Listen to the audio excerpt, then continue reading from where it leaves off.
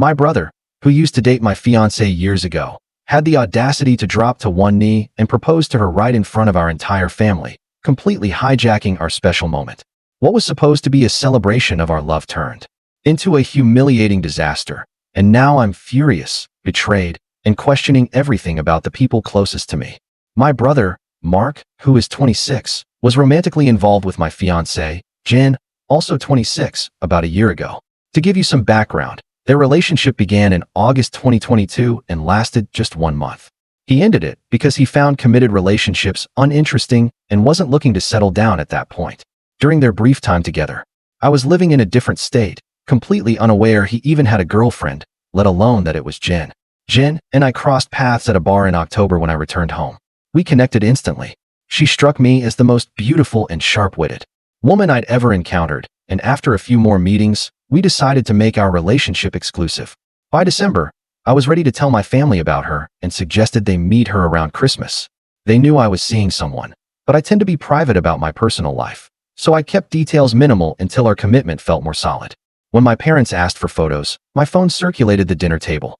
Mark saw it and erupted, accusing me of betrayal for dating his former girlfriend and demanding I end things with her. I refused.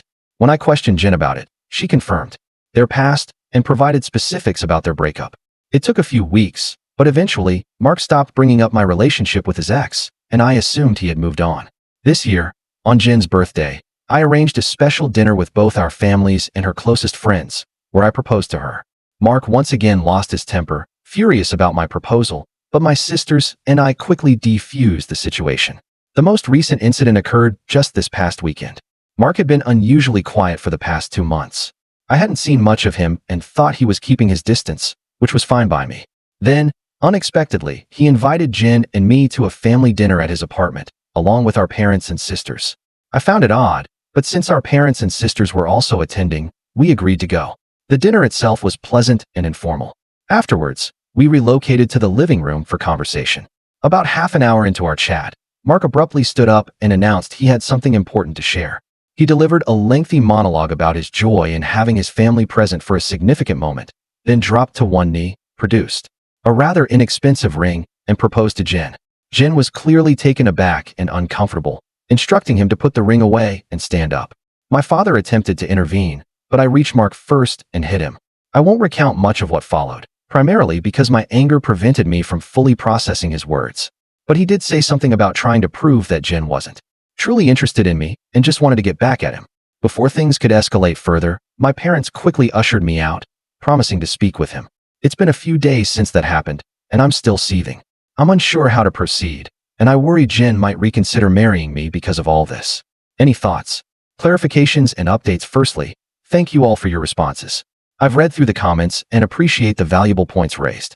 There isn't a new development since that dinner, as Jen and my younger sister are the only people I've spoken with. I want to clear up a few common questions. Jen and I are freshly engaged. It was a feeling of certainty for both of us that we were in it for the long haul, and despite the quick timeline, I am completely confident about her. When we first met, I was the one who initiated contact. As for whether she knew or suspected our family connection, I'm not sure. When I asked her after learning about their past, she said she had no idea. I had no reason to doubt her then, but Mark's extreme reaction now does make me wonder. I had no knowledge of Jen and Mark's history when I met her. Mark and I aren't close. We drifted apart as we grew up and spoke less and less. Before I moved back, our conversations were usually limited to birthdays or holidays. Jen knew of my family, but not in detail, until I decided to introduce them. When she and Mark saw each other again, I didn't sense any lingering emotions from either side. She didn't treat him like a stranger, but there was no excessive affection either. I was told their relationship lasted only a month. I didn't believe I needed Mark's permission to propose to Jen, but perhaps I misjudged that. Regardless, I intend to speak with Mark this weekend to discuss everything thoroughly and understand his perspective. It's my oversight that I never sought his account of their relationship. If anything significant comes to light, I'll provide an update. That's all for now. Regarding comments urging me not to give in to, but he's family. Thankfully, I haven't heard that much, apart from my mother and a few aunts. They know me well enough to understand that our bond isn't strong enough for me to tolerate his disrespect, especially toward my fiancée. Such appeals would be futile. As for Jen potentially returning to him, I'm confident she won't. It's safe to say she can't stand him either, for which I am relieved. Update 1. Thank you again, everyone, for reading. It's been a busy weekend, so I haven't been able to reply to many, but I have incorporated answers to the most frequent questions from the original post comments. Your feedback, even the criticisms, is greatly appreciated. For the update, I reached out to Mark and asked him to meet me at my place to talk. I mentioned I preferred Jen to be there, but it was fine if he preferred she wasn't. He agreed to meet with both of us and arrived around noon today. The initial few minutes were silent before I began the conversation. I apologized for not informing him of my proposal plans to Jen and for hitting him. He dismissed the hit as insignificant but appreciated the apology. I recounted Jen's explanation of their relationship and breakup and asked him to confirm its accuracy. I stated that his reactions throughout this entire ordeal had been extreme, and I wanted to ensure I wasn't misinterpreting their past or downplaying its importance. He confirmed they dated for only a few weeks and that he ended it because he lost interest. Jen then asked if his behavior was driven by lingering feelings or regrets about their breakup. He admitted he found her more attractive than when they last saw each other, but denied any remaining feelings or regrets. He simply disliked seeing a woman he had dated, even briefly, with his older brother, and he felt I had violated him as a man by pursuing his ex. I reminded him that I had no idea they had dated, so it wasn't a conscious act on my part with knowledge of their history. He shrugged it off, insisting it didn't matter and I should have still ended things. He was adamant that if our positions were reversed, he would have acted the same way, which I doubt. I asked him why he proposed to her if he had no residual feelings. In essence, he had been discussing it with a friend who was around when he and Jen dated. This friend planted the idea that Jen might have known we were related from the beginning and was using me to get back at him, given she had supposedly been fixated on him after their split. He and his friend thought it would be a good idea to test this theory, leading to his proposal to see if she would leave me for him. Jen then pressed him to explain why he thought she was fixated on him. He claimed he heard she was asking about him after the breakup and continued frequenting their old haunts, so her random appearance with his brother confirmed his suspicions. Jen clarified that she only asked about him once after the breakup and that she had been going to those places with friends long before they started dating, and she wouldn't avoid them because of a breakup. She also expressed offense at the notion that she would stoop so low as to pursue me just to get back at him. He shrugged and offered a half-hearted apology, but maintained she should understand his perspective. He then asked her if she truly didn't know we were brothers, and she explained that she didn't see our resemblance until we were in the same room, and that our personalities are so different it never occurred to her. He simply said, "Okay." That conversation effectively concluded our discussion. Before leaving, he informed me that I could withdraw his wedding invitation, as he couldn't bring himself to endorse our relationship knowing their history. I assured him he needn't concern himself, as he was likely going to be uninvited anyway. It's been several hours since our talk, and I do feel better. My parents aren't thrilled about him being uninvited, but they recognize it was a mutual decision and probably for the best. My sisters acknowledged he had no legitimate reason for his behavior and don't blame me for not wanting him at the wedding. For now, I'm limiting contact with Mark, and I don't anticipate him reaching out anytime soon. Once again, I appreciate everyone for reading and commenting. If anything significant occurs, I'll update again. Regarding why Jen didn't know about my family, we didn't discuss my family much early in our relationship. I had left home to get away from them, my parents specifically, and only began reconciling at my sister's urging when I decided to move back. I was open about not being close to them when Jen asked, and she was fine with being kept in the dark given the circumstances. Update 2. This is a new update. While both updates were on the same original post, this happened about 2 weeks after the last one. I'm posting it directly to my profile since I couldn't use the same forum. It's been a while since my last post, but a few things have occurred since my last conversation with Mark. I've maintained low contact with him. I haven't called him, and he hasn't called me. Our only interactions have been in family settings. Currently, my mother is upset that Mark remains uninvited to my wedding. This began with a remark during my younger sister Sophie's 22th birthday celebration. Her boyfriend of, I believe, for years, proposed to her at the end of the evening. We were all sitting around discussing her vision for her dream wedding. She spoke about wanting a destination wedding and her ideas for the cake and dress. Then she said something like, "Teddy, I know Mark's barred from your wedding, but you won't mind if he comes to mine, right?" I chuckled and told her I couldn't be angry about her guest list, even if I wanted to. My mom gave me a strange look and asked if Mark was still not invited to my wedding. I confirmed he wasn't, and she became irritated. She said she thought I was joking and that I was being unreasonable to go through with banning him from the wedding since he's family. She accused me of holding a grudge out of pettiness. I reminded her that Mark and I had mutually agreed on him not attending. I then told her that this wasn't the time to discuss my wedding, as the day was about Sophie, and if Mark or she wanted to talk about my wedding, they could call me another time. Sophie then gently criticized my mom for trying to make her special day about Mark, and my mom dropped the subject. For those wondering, Mark wasn't at Sophie's party because he reportedly had to work and couldn't make it. A few days later, my mom came by my house, stating she wanted to discuss my wedding. She asked why I was so determined about Mark not attending. She said I shouldn't be so insecure about Mark and Jen's past relationship and that uninviting him was excessive. I reiterated that Mark and I mutually agreed on his non-attendance and that he could approach me himself if he had an issue with it. We got into an argument, and she declared that if I wasn't going to re-invite Mark, she wouldn't be coming either because I was ostracizing her son. I shrugged and told her if that's what she wanted, she could discard her invitation, as I wouldn't beg her to be there. She asked if I would truly be okay with her absence, and I told her it wouldn't be the first time she'd missed one of my events because of Mark. She called me offensive for bringing up her past mistakes and stormed out. Afterward, I started receiving messages and phone calls from her and a few other family members, all claiming I was in the wrong and pressuring me to invite Mark back to keep the peace. Jen has also been getting messages from my mom asking her to influence me, but to my knowledge, she hasn't been replying.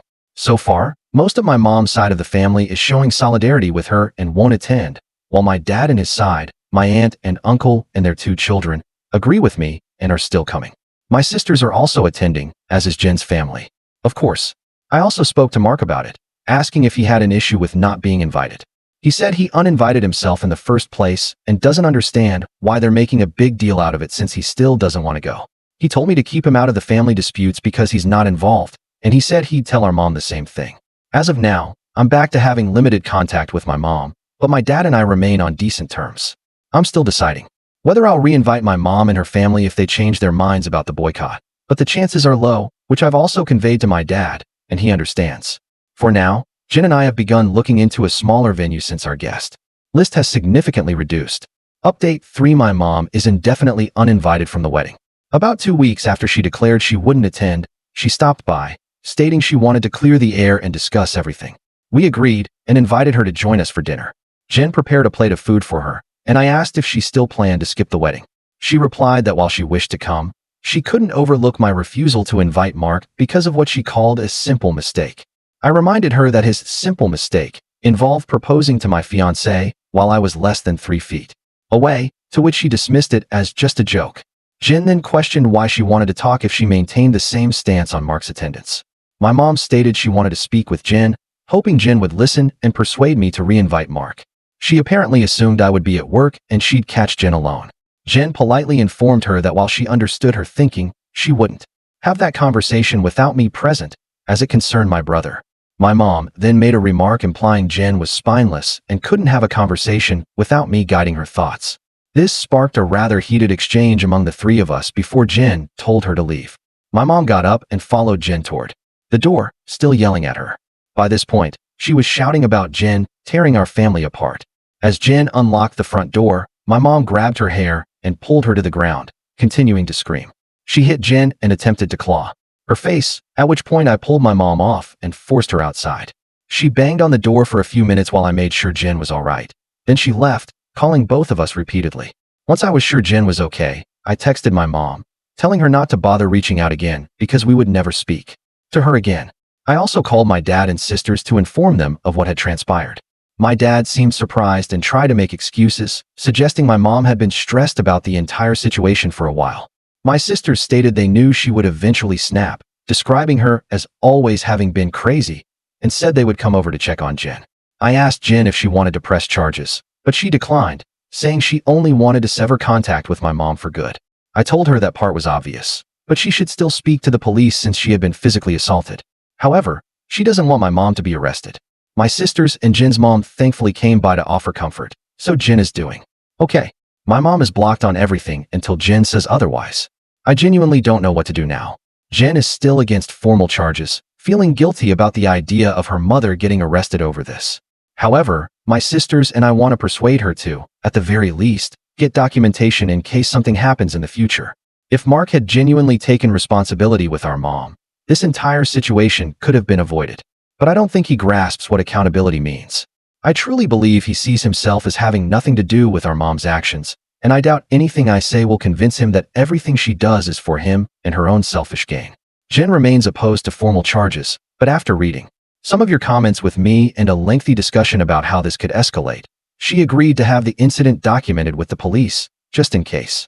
She also wants to talk to my dad about possibly getting my mom back into therapy or some form of treatment for her erratic behavior. And, of course, we are moving forward with no contact. Background on my relationship with my parents. Some people asked about my mom and my choice not to be open with Jen about my family. I can provide some context on why our relationship is so strained.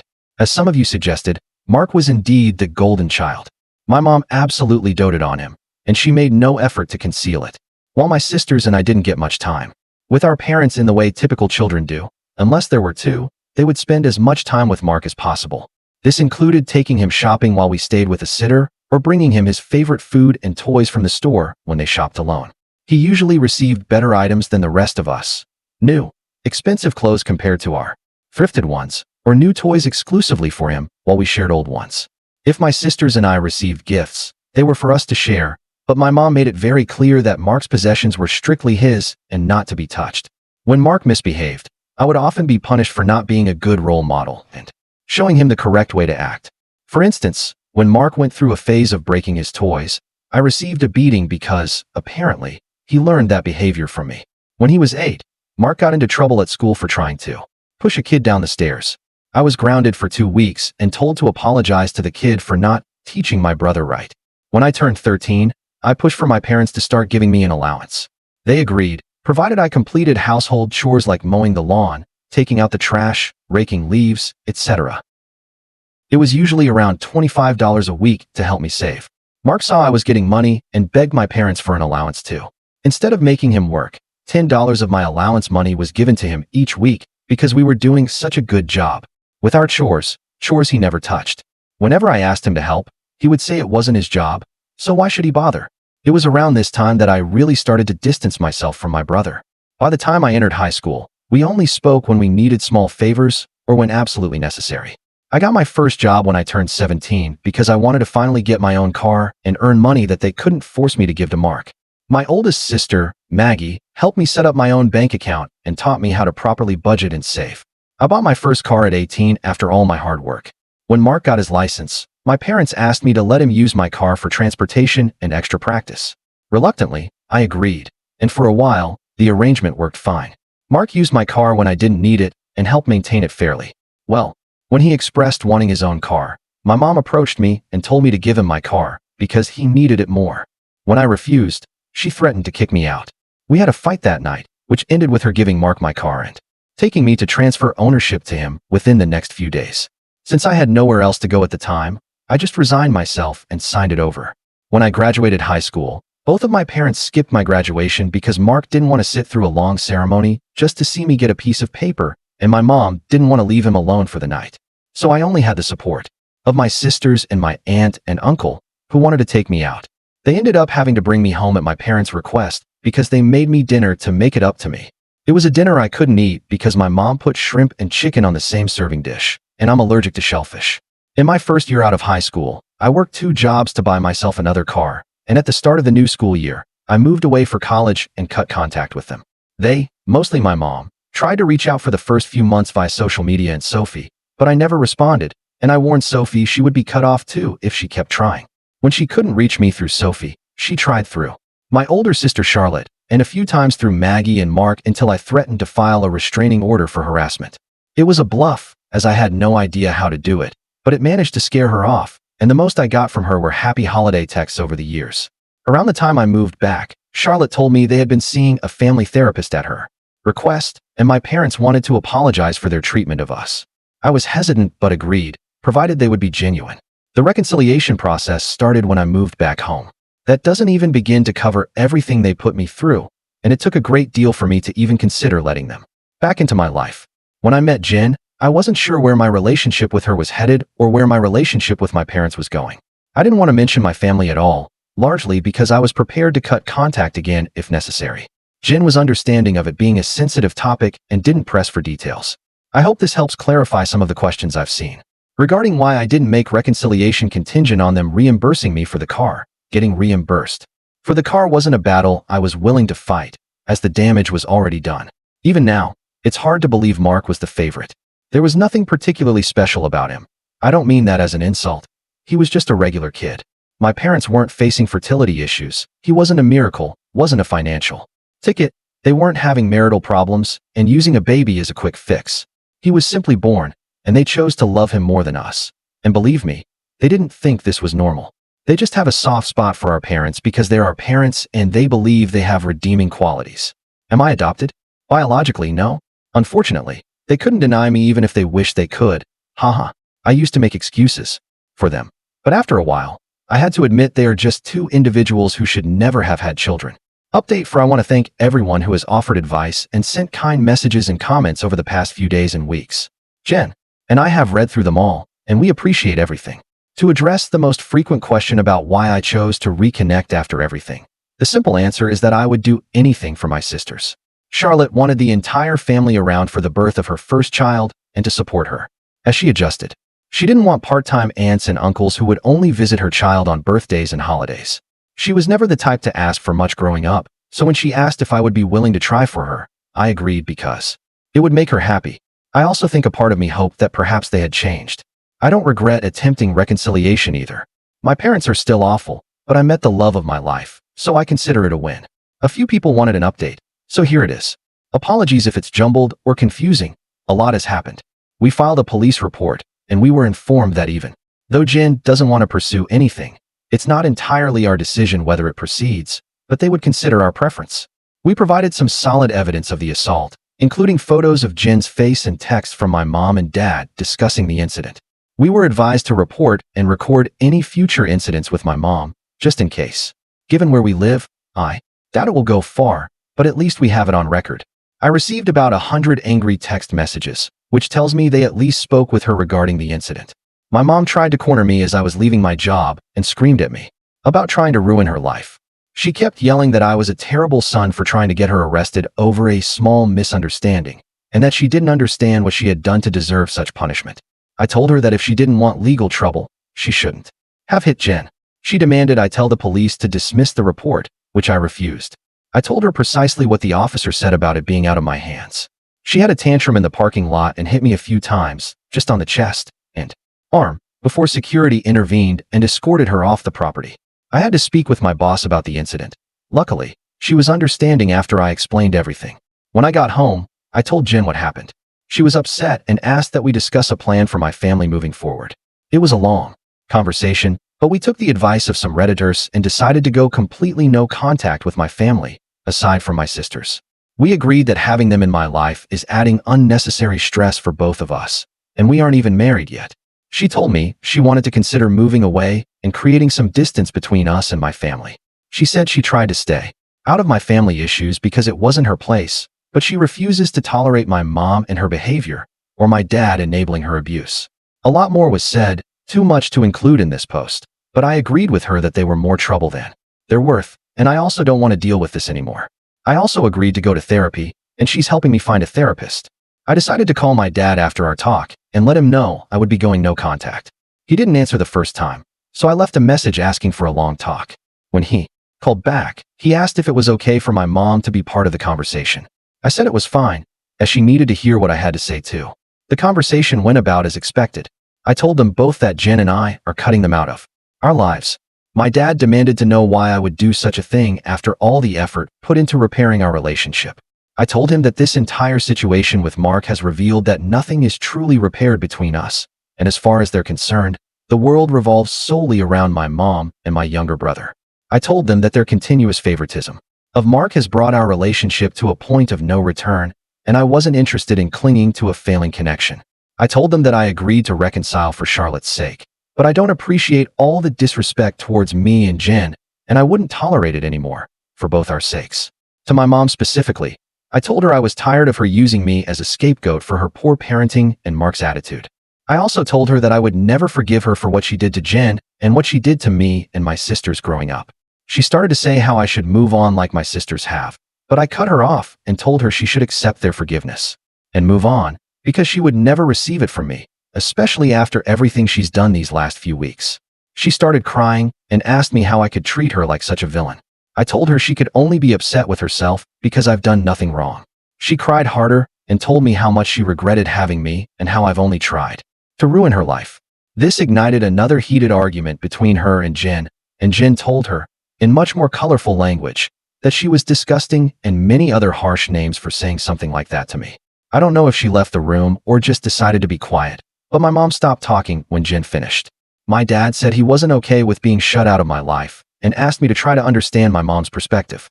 He said she was also struggling because her children were at odds, and I was being unfair to punish her for her challenges in raising and caring for us. The last thing he said was that we were a family, and I shouldn't let past mistakes prevent us from moving forward together.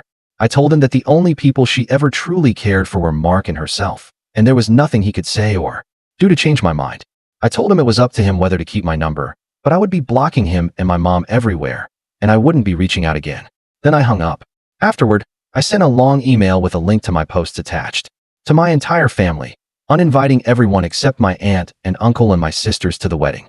I hadn't cried in a long time, but Jen held me while I cried after writing the email, and she assured me we would be okay. My sisters also reached out to me after reading the email. I apologized to Charlotte for not being able to continue reconciling, as she wanted, but she told me it was okay, and it wasn't my fault I had to cut them off again. The response from my family has been quite mixed. Some are angry that I aired out family issues on a public internet forum, while others are furious with my parents because they never knew it was this bad. The last person I spoke to about everything was Mark. He asked if I was cutting him off too, and I told him I wasn't, but I wouldn't be going out of my way to reach out to him either. He didn't argue and simply wished me the best with the wedding, and we haven't spoken since. Right now, Jen and I are looking for a new place to live. The plan is to move closer to Jen's brother. He lives about 3 hours from where we are now, and Jen and I like his city. I spoke to my boss about transferring, and Jen is exploring the option of working 100% remotely or potentially finding a new job. Once again, our venue has changed since the guest list is significantly smaller. Jen's family is considering letting us use his lake house for our wedding. I don't plan to post about this anymore unless something drastic happens, at least not until the wedding, because I want to move on with life. But I'll try to answer any questions you might have. Thanks and happy holidays. It took a few days to post this, and I had to keep removing details before I could actually publish it. If anything's unclear, I'll answer as many questions as I can. My mom might try to find out where we move. I'm already anticipating the aftermath of our move. She's going to follow us when we move because that's the kind of erratic behavior she exhibits when she doesn't get her way. She becomes obsessive until she's forced to stop. I spoke with a lawyer friend of mine to inquire about a possible restraining order to deter her before she starts. Thank you for the well wishes. Happy holidays. Did my mom read the comments? According to Sophie, she's read a lot of them and doesn't believe Reddit strangers have the right to tell her she's a bad person. I don't think there's any hope for reconciliation left in me. I wish them the best, just as far from me and my family as possible.